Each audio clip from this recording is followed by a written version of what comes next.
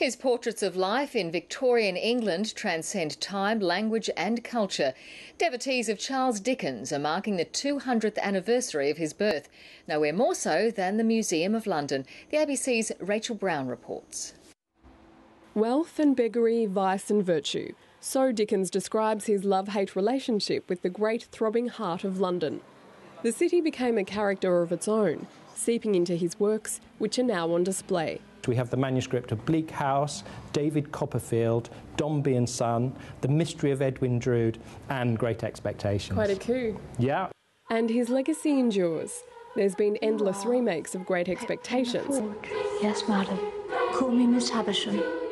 A Hollywood version hits the big screen this year, and Dickens remains on the reading lists, including those of Chinese school children learning English.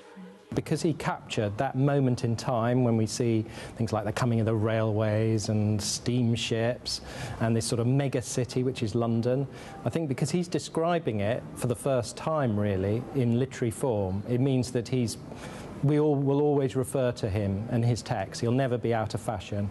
He cheered on technological progress and railed against injustice. He was very, very concerned about the condition of children because he had been sent to the blacking factory as a young boy. So he was very, very concerned, and he felt that he might have become a sort of waif on the streets.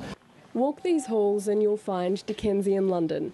His writing desk, his haunts, his inspiration. Dickens used to call London his magic lantern. As an insomniac, he spent many a night walking the streets, so he had an encyclopedic knowledge of the rapidly changing city. There are also hints of the author's ties to Australia. I think Australia was seen as both a land of opportunity as well as a penal colony, so there was sort of a sort of dual-edged view of Australia. But say in the great novel Great Expectations, Magwitch comes back a wealthy man, so obviously there is money to be made in Australia at this period. And one of Dickens's own sons ends up in Australia. The exhibition runs until June. Rachel Brown, ABC News, London.